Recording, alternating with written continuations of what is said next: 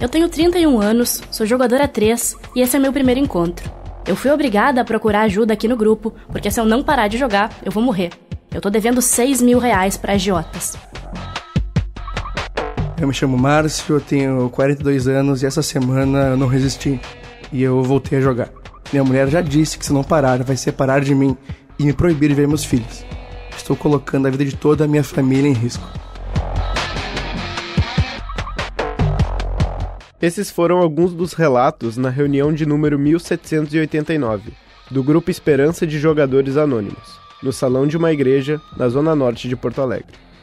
Em uma mesa central, de frente ao público, estavam sentados 2 jogadores em recuperação, que agora lideram as reuniões do grupo. Atrás deles, um quadro branco escrito: "Admitimos que éramos impotentes perante o jogo, que nossas vidas haviam se tornado ingovernáveis." Uma referência ao passo 3 da cartilha para tratamento do vício em jogos, que pode ser adquirida, ao final da sessão, por R$25. Pronto, galera, tá aí o link, clica, divide até 12 vezes, aprendam, boa sorte, que vocês mudem de vida aí com fé em Deus. Pode clicar, agora com vocês. Eu descobri os jogos pelos influenciadores no Instagram. Parecia uma forma muito fácil de ganhar dinheiro. Eu comecei jogando e não consegui mais parar. Eu tive que vender tudo na minha casa para conseguir pagar uma outra dívida, mas voltei a pegar dinheiro com a agiota para continuar jogando. Apesar da impossibilidade de gravar ou tirar fotos, para preservar o anonimato dos participantes, os mais de 10 relatos durante a reunião mostram como o vício em jogos de aposta online, popularmente conhecida como bets, se transformaram em um problema de saúde que tem afetado a vida de milhares de brasileiros. A reportagem especial, O Preço da Sorte, conta como as apostas online estão afetando diretamente a cabeça e o bolso dos jogadores. Galvão! Fala, Tino! Saiu! A lista saiu? E a Bet Nacional foi 100% autorizada pelo governo. Aí é jogo responsável, amigo. Comecei com apostas esportivas, colocava 5 ou 10 reais nos jogos do Brasileirão, ganhava alguns, perdia outros, até que eu descobri que o site tinha uma outra aba, os cassinos. Entrei no Tigrinho e passei um dia inteiro jogando. Eu comecei de manhã e só parei no outro dia. Vi minha conta bancária secando e secando, mas eu não consegui parar. O vício em drogas e álcool é terrível, é uma doença. Mas nenhum dos vícios do homem te humilha tanto quanto o jogo. Eu nunca soube se eu gostava de jogar ou se eu só não sabia perder. A permissão da prática de apostas no Brasil é recente. Os cassinos e jogos de azar eram proibidos no país desde 1946. A legislação passou por poucas alterações, até a chegada da Lei 3.756, sancionada pelo então presidente Michel Temer em 12 de dezembro de 2018. A lei trouxe o respaldo para que as apostas esportivas se tornassem legalizadas no Brasil, apesar de já serem praticadas no mundo da contravenção há muito tempo. O texto mencionava de forma genérica a necessidade de uma regulamentação. Enquanto ela não vinha, mais de 2.000 empresas começaram a operar no Brasil. A maioria tinha sede em Curaçao, Barbados e outros paraísos fiscais, o que isentava a empresa de prestar contas ao Estado brasileiro e aos próprios jogadores. Cristiano Schmidt, advogado especialista em direitos do consumidor e professor de direito na PUC, explica.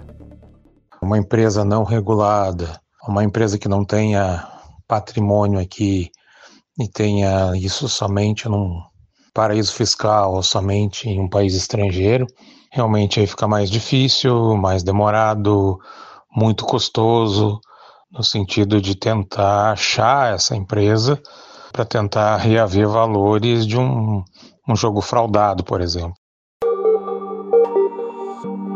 A prometida regulação chega em 2023.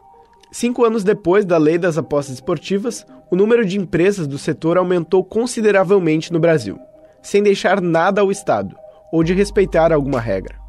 O cenário de descontrole levou à criação de uma comissão parlamentar de inquérito, para apurar a possível ligação entre casa de apostas e a manipulação em jogos de futebol profissional. Havendo número regimental, declaro aberta a 10ª reunião da Comissão Parlamentar de Inquérito que investiga esquemas de manipulação de resultados em partidas de futebol profissional no Brasil. O resultado foi a implementação da Lei 14.790, sancionada em 29 de dezembro de 2023. Ela passou a permitir, além das apostas esportivas, os jogos online de cassino, liberando que empresas do setor operassem legalmente dentro do território brasileiro, desde que autorizadas pelo Ministério da Fazenda. Segundo o Ministério, 134 empresas demonstraram interesse em operar no Brasil no primeiro mês seguinte à aprovação da lei. O recado do presidente Luiz Inácio Lula da Silva era claro: a regulamentação deveria dar um fim à farra das bets, ou as próximas leis seriam mais duras. Nós tínhamos uma opção, ou acabava definitivamente, ou a gente regulava. Nós optamos pela regulação. E me parece que essa semana, mais de 2.000 bets já saíram de circulação. Saíram. Então, nós vamos ver se a regulação dá conta. Se a regulação der conta, está resolvido o problema. Se não der conta, eu acabo. Perfeito. Fica bem claro. Porque você não tem controle do povo mais humilde, de criança com celular na mão, fazendo aposta. Nós não queremos isso. Vou deixar o link aí pra vocês que tá pagando muito. Depois do mínimo de 10 anos tá pagando muito. Mesmo regulamentadas, as casas de aposta estão em todos os lugares. O acesso ficou cada vez mais fácil. Até mesmo quem nunca havia apostado na vida entrou nos sites para jogar ou dar uma brincada. Segundo dados do Banco Central, somente nos 3 primeiros meses de 2025, mais de 24 milhões de brasileiros depositaram algum tipo de valor em bets. Os jogos são intuitivos, coloridos e prometem uma recompensa rápida. Podem ser jogados quantas vezes o apostador desejar. Perdeu? Basta uma nova tentativa para recuperar. Essa é a receita ideal para transformar o hábito em vício, diz a professora do Departamento de Psicologia da Universidade Federal das Ciências da Saúde de Porto Alegre e pesquisadora do Centro de Pesquisas em Álcool e Outras Drogas, do Hospital de Clínicas de Porto Alegre, Joana Correia. Os jogos de apostas esportivas ou os jogos como o Tigrinho geralmente estão associados à busca por sensações, emoção, diversão, a expectativa de ganhos financeiros rápidos. Basicamente, a equação é composta por a busca de um prazer imediatista e pela busca de sensações por si só. Então, o ato de apostar, ele vai ativando o circuito de recompensa do cérebro, vai liberando dopamina, que gera uma sensação de prazer e satisfação momentânea. E essa ativação emocional e a possibilidade de ganhar dinheiro estimulam a continuidade dessas práticas. Segundo a professora, quanto mais vezes o apostador joga, maior é o seu desejo e a sua dependência. Ele entra em um ciclo vicioso, no qual parar parece praticamente impossível.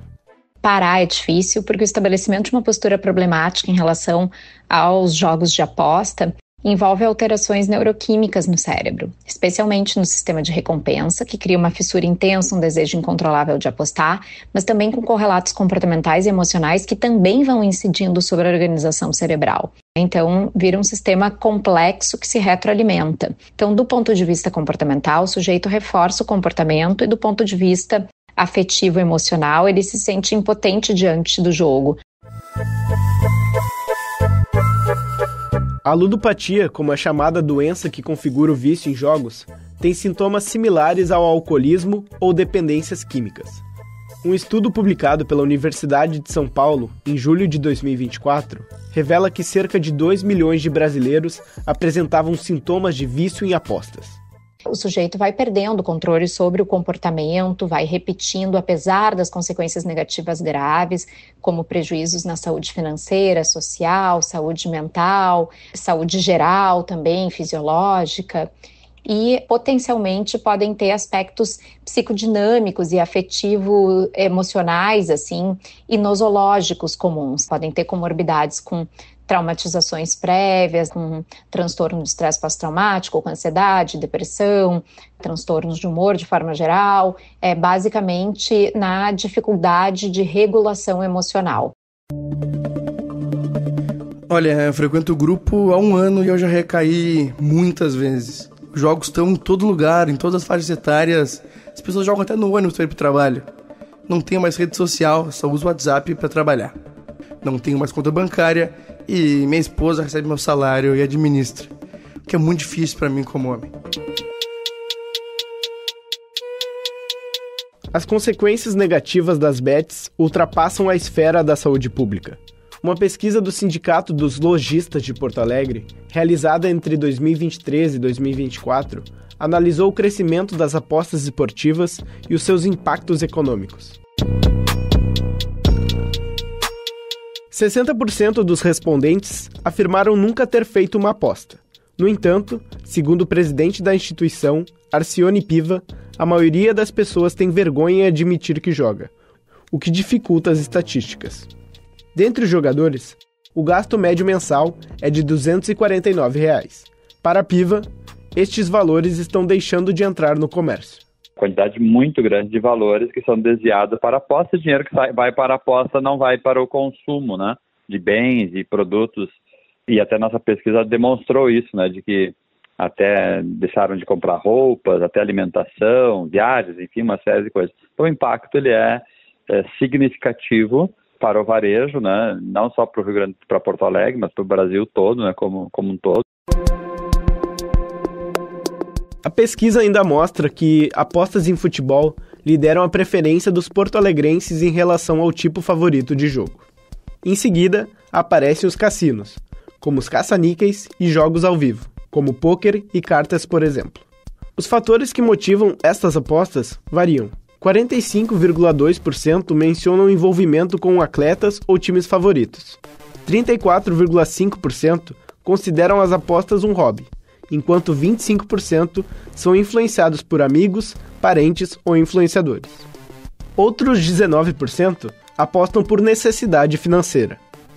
Os jogos atuais, em função da facilidade de jogar pelo celular, jogar pela internet de modo geral, eles foram muito facilitados, né? Antigamente, a gente precisava sair de casa, ir para um jockey para apostar numa corrida de cavalo, ou, enfim, tinha lugares específicos, né, que demandava tempo, disponibilidade, enfim, recurso para sair de casa para ir. Hoje não precisa mais. Plataforma supostamente bugada e desgraçada. Essa daqui é a BR4Bet, plataforma nova, cheirando a leite, pronto para você ganhar seu dinheiro no final de semana. O cenário de Porto Alegre se reflete em escala muito maior no restante do país. Um relatório publicado em 2025 pelo Banco Central diz que mais de 20 bilhões de reais são gastos todos os meses por apostadores. Desse montante, cerca de 3 bilhões vem de recursos do Bolsa Família, afetando diretamente a renda dos gastos essenciais das famílias brasileiras. A educadora financeira e professora de economia da URGS, Wendy Carraro, explica este cenário. Se a gente pegar e substituir a aposta por qualquer outro tipo de gasto que não seja essencial na vida das pessoas.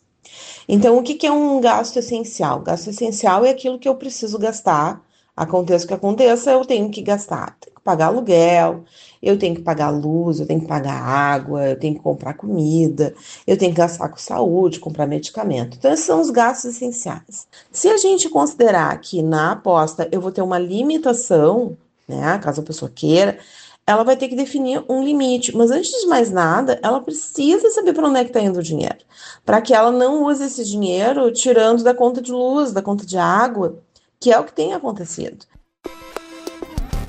A falta de dinheiro leva ao endividamento. O Instituto Data Senado calculou que 42% dos apostadores brasileiros estavam inadimplentes em 2024. A pessoa vai acabar gastando o dinheiro que era para outras coisas importantes.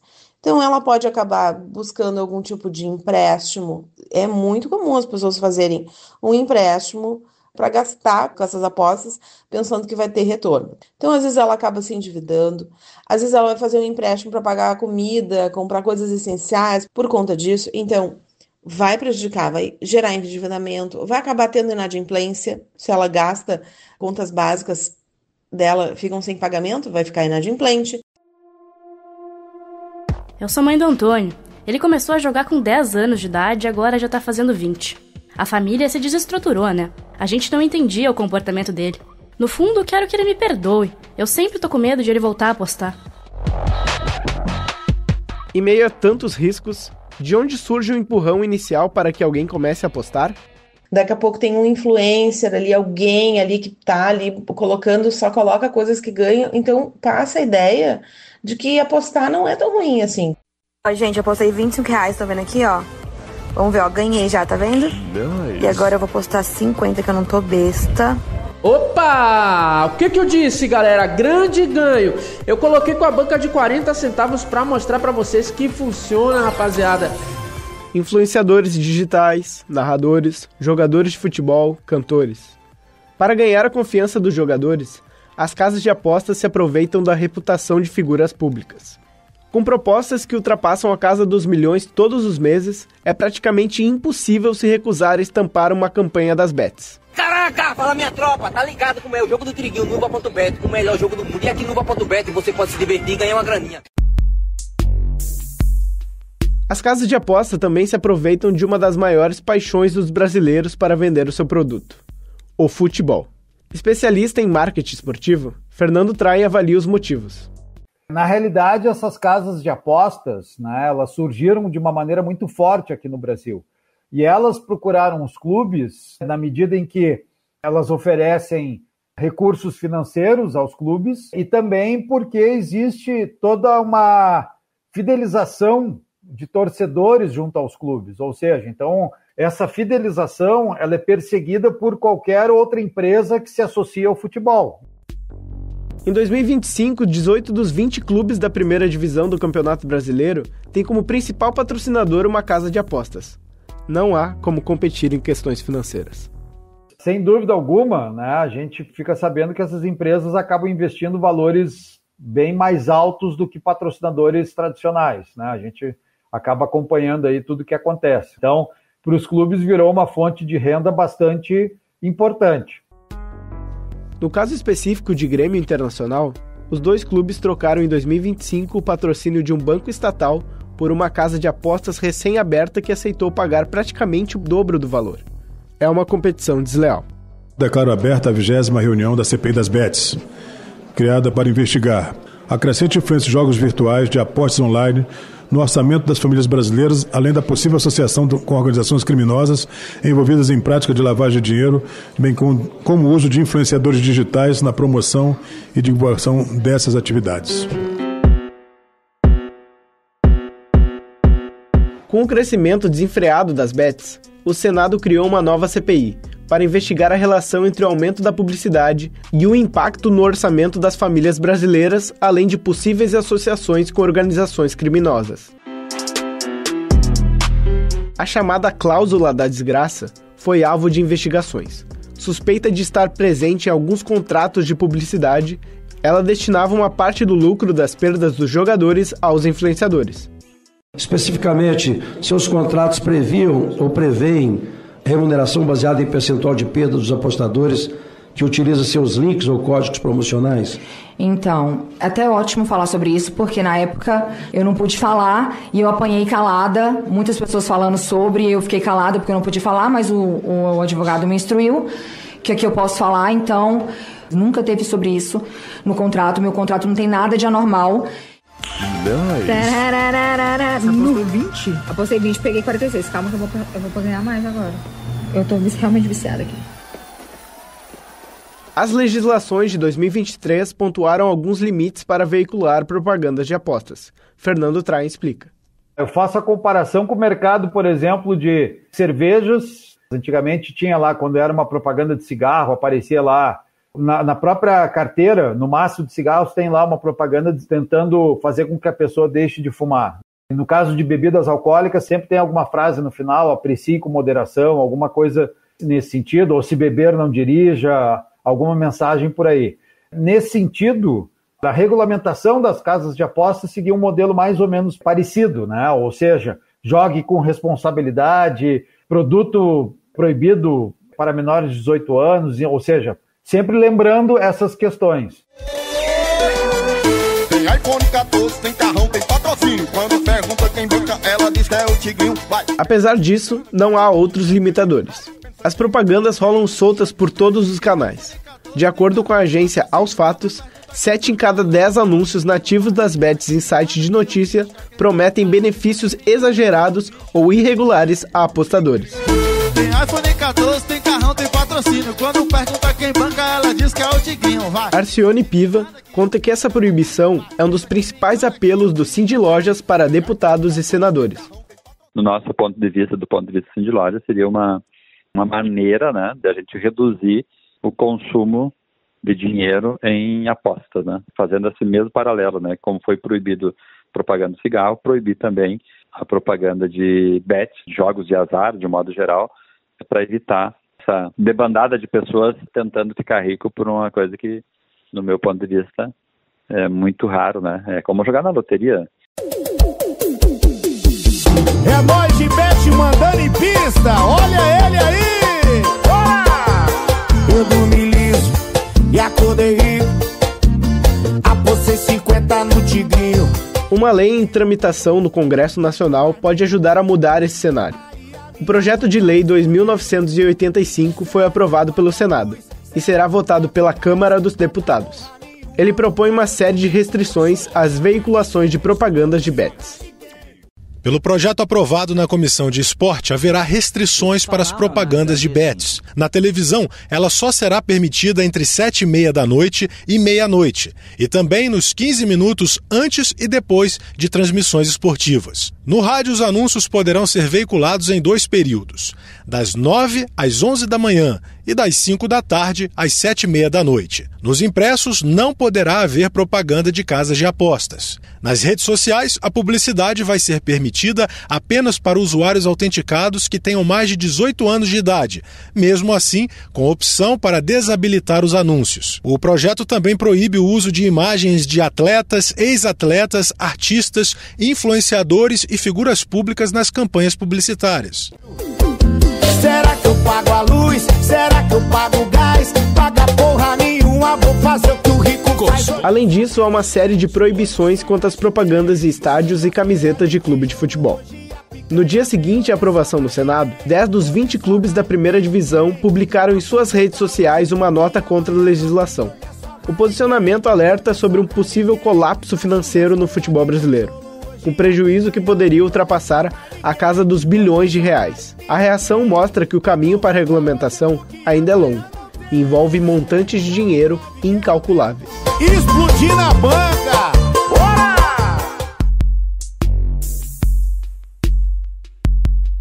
Meu primo tirou a própria vida porque tinha problema com o jogo e devia pra agiota. Mesmo com essa tragédia na família, o meu marido não conseguiu parar de jogar. Eu vejo reportagens sobre os malefícios na TV e, no intervalo, propaganda de bets. Com exposição descontrolada, leis frágeis e auxílio de influenciadores, as bets se tornaram uma epidemia nacional. Em um cenário que faz de tudo para aprisionar o jogador em um ciclo vicioso de apostas, o que podemos fazer para ajudar pessoas próximas que se encaixam nessa situação é perceber os sintomas e indicar o tratamento adequado, conforme mostra a professora Joana Corrêa. O tratamento da ludopatia deve ser multidisciplinar e deve abordar tanto os aspectos neurobiológicos como também os afetivo-emocionais, psicológicos. Pode incluir técnicas de terapia cognitivo-comportamental para ajudar a identificar e modificar os pensamentos, comportamentos disfuncionais, os gatilhos que levam eventualmente a uma recaída, além de desenvolver estratégias para lidar com gatilhos emocionais, controlar impulsos. Além disso, deve estabelecer metas claras, substituir o tempo de jogo por atividades saudáveis, buscar apoio social. Eu tenho 60 anos, sou abstinente há 19, mas venho no grupo para me lembrar de como era, para não voltar. Se eu não jogar hoje, eu nunca mais vou jogar na minha vida, porque amanhã, quando eu acordar, vai ser hoje de novo. A porra de um jogo de azar bruto, não é opção não fazer aposta. Uns mete milhão porque tem muito, quem tem só o pescoço põe a prova. No grupo Esperança de Jogadores Anônimos, existe uma tradição. Quem se compromete à abstinência recebe um simbólico chaveiro vermelho. De acordo com o condutor da reunião 1789, o chaveiro não vai abrir as portas do céu, mas vai fechar as portas do inferno. Vendo vilões caindo, virando heróis tarde por morrer cedo e outros serem esquecidos, deixando o cassino com o bolso cheio. A reportagem especial O Preço da Sorte teve participação dos repórteres Felipe Kramer Damian e Isabela Daut. Produção de Diogo Duarte. O roteiro de Lorenzo Castro e locução de Felipe Kramer Damian. Técnica de Neudimar da Rocha e supervisão de Sandra de Deus.